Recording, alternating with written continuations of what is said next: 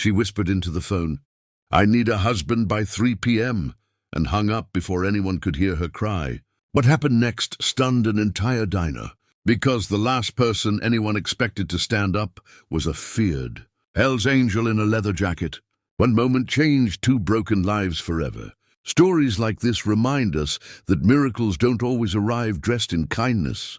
Sometimes they roar in on a motorcycle. If this story touches your heart, don't forget to subscribe to Soulbound Stories. Share this video with someone who believes in second chances, and comment below with your thoughts. Your support helps us bring more powerful, emotional stories to life. Now let's start this video. The waitress folded the phone slowly and slid it back into her apron, as if hiding the shame that clung to her fingers. The words she had spoken still echoed in her ears. I need a husband by 3 p.m. It wasn't romance, it wasn't hope, it was survival. For 40 years she had poured coffee into chipped mugs, memorized the sadness of strangers, and kept this diner breathing when the town itself was dying. Now, because she stood alone, the owner had decided she no longer fit the picture. By mid-afternoon, he wanted proof she belonged to something permanent, something respectable. She worked through the lunch rush on autopilot, knees stiff, back aching, smile practiced. Regulars sensed the weight in her silence, but no one pressed her. They never did. The diner smelled of grease and nostalgia, a place where time moved slower, except today. Today, every tick of the clock felt like a hammer. She had no husband, no children, no one to call back. Just an empty chair across the counter and a deadline that felt like a sentence. Then the sound came, deep and violent. A motorcycle engine tearing through the quiet street outside. The windows rattled, forks paused midair. Everyone knew that bike. A Hell's Angel, leather stitched with history and scars, rolled into the lot like a storm. He had eaten here before, always alone, always silent. Men like him didn't belong in plans or promises. When he stepped inside, boots heavy against the floor, her heart tightened. Trouble had never arrived so loudly. He took his usual seat at the counter, eyes sharper than they looked, noticing what others missed. Her hands trembled as she poured his coffee. The cup rattled against the saucer. He didn't touch it. He watched her reflection in the chrome, the way she swallowed words she could no longer carry. When she turned away, he spoke quietly, respectful, asking if she was all right. She tried to lie, but the truth collapsed out of her, raw and undignified. He didn't interrupt. He didn't laugh. He listened as if her problem mattered. When she finished, he stood up slowly, the room tightening around him. Conversations died. He removed his gloves and set them on the counter like he was laying down a weapon. Then he said it, calm and certain. If a husband is all you need by 3 p.m., then you've got one. The words landed heavy, unbelievable, dangerous in their kindness. A ripple of disbelief moved through the diner. Some laughed, nervously. Others waited for the punchline that never came. He stepped closer, his presence solid, protective, not demanding anything in return. The owner, watching from the doorway, hesitated for the first time that day. The clock kept moving, but the balance had shifted. In that moment, the old waitress realized something terrifying and beautiful. Sometimes salvation doesn't arrive dressed like hope.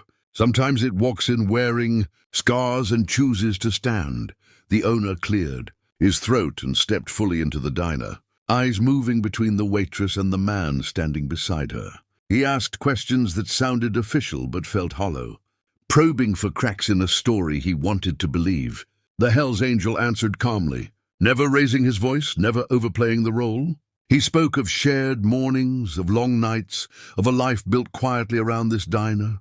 His words weren't poetic, but they were steady, and steadiness carried weight. The owner glanced at the clock, then at the customers watching him, and finally nodded. The lease would stand. Relief washed over her so hard, her knees nearly buckled. She gripped the counter to stay upright, tears burning behind her eyes. The man beside her noticed and shifted closer, not touching, just there. When the owner left, the tension drained from the room in uneven breaths. A few regulars offered smiles. Others avoided eye contact, unsure how to respond to what they had just witnessed. The Hell's Angel picked up his gloves, paid for a coffee he never drank, and turned toward the door as if his part was finished. She stopped him before he reached it. Her voice shook as she thanked him, words tumbling over each other. inadequate for what he had done. He shrugged, uncomfortable with gratitude, and said it was nothing. But when she asked why he helped, his answer was simple. Someone once stood up for me when no one else would. He left after that, the engine fading into the afternoon, leaving behind a silence that felt different than before. The next morning he was there again. No announcement, no explanation. He fixed a loose stool while waiting for his coffee. The day after, he chased off a pair of men who started trouble near closing time. Slowly, without discussion, he became part of the rhythm of the place. He never called her wife, and she never asked him to. The lie they told had ended, but something honest had taken its place. Weeks passed, and the diner felt alive in a way it hadn't for years. She laughed more. Her steps grew lighter. The customers noticed, even if they didn't understand. One evening, as she locked up, he waited outside, offering to walk her to her car. She accepted without thinking. Standing under the flickering streetlight, she realized she wasn't afraid of the quiet anymore. She never needed a husband by 3 p.m. again. What she and a bond built without contracts or conditions found instead was respect, protection. And the Hell's Angel, once feared for the noise he carried, found something he didn't know he was missing, a place where he belonged. And a woman who saw past the scars and thanked him not for who he pretended to be, but for who he truly was.